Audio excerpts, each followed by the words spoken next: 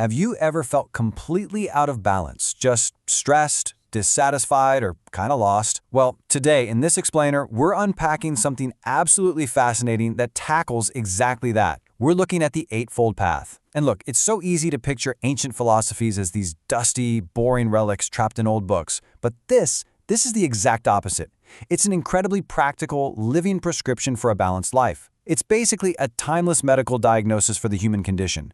We all experience that imbalance, what the Buddhist tradition broadly calls suffering. And the Eightfold Path, it's the systematic, step-by-step treatment plan to actually fix it.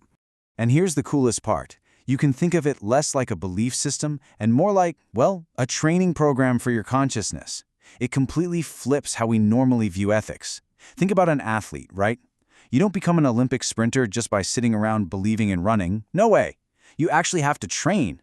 The same goes for the mind. This path looks at the real-world cause and effect of our suffering. It says, hey, our distracted thoughts and unbalanced actions are literally causing our distress. So overcoming it isn't about just passively waiting to be saved. It's this incredibly active, disciplined mental workout. You are the athlete, and your consciousness is the muscle you're building. So let's break down the first major pillar of this training, which is prajna, or wisdom. At its core, prajna is all about right understanding and right intent. It's seeing the world clearly, completely stripped of our own prejudices and assumptions. And there's this brilliant classic analogy to explain it, the poisoned arrow. Imagine right now you get struck by a deeply embedded poisoned arrow.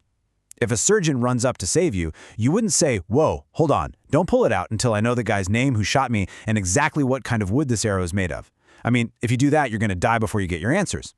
Right understanding means zeroing in on what's actually causing your immediate suffering and treating it, rather than getting totally lost in abstract, unhelpful intellectualizing. It's practical, it's urgent, and it's essential. Which brings us right into the next stage, Sila, or ethics. And the contrast here is just wild. In so many Western traditions, we're conditioned to think of ethics as these rigid, fixed laws, like strict commandments enforced from above, right? Break them and you get punished. But the Buddhist view of Sila? Totally different. They view them as training principles. You actively choose to pick up these tools. And why? Well, not to please some divine judge, but to prevent regret. Because regret is this heavy, agonizing emotion that completely shatters your mental peace. By choosing these ethical principles, you're proactively designing a mind that is absolutely free from the weight of remorse. Okay, so what does this actually look like on a random Tuesday? It manifests as the 5 precepts. No killing, no stealing, no lying, no sexual misconduct, and no intoxicants. Now, on the surface, sure, these just look like standard rules.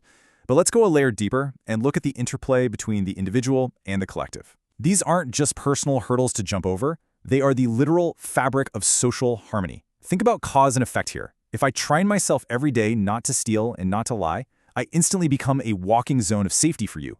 You don't have to be on guard around me. So when one person takes on this discipline, they are directly creating a safer, more trusting society for everyone else. Your inner discipline actually becomes this incredible outward gift of fearlessness to your community. Once your mind is cleared of all that heavy regret, it's finally ready for the third pillar, Samadhi, or meditation. And this is built on right effort, right mindfulness, and right concentration. But the absolute key word here is right, which in this context really means balanced. There's this wonderful everyday metaphor for right effort, tuning a stringed instrument, like a lute or a guitar. If you wind that string way too tight, it just snaps under the stress.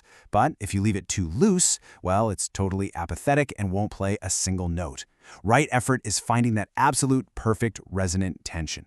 You have to engage your mind with enough energy to actually stay awake, but keep it relaxed enough so you don't burn out.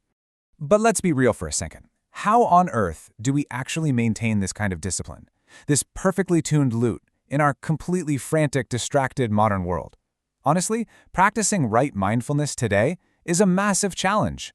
We are constantly bombarded by notifications, infinite scrolling, 24/7 news feeds.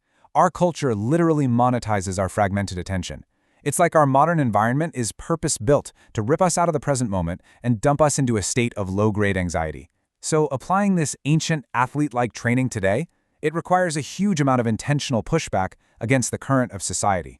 It's undeniably harder now. But honestly, maybe that's exactly why it has literally never been more vital. When you put the whole shebang together, you uncover this profound, existential connection. Inner insight shapes outer morality.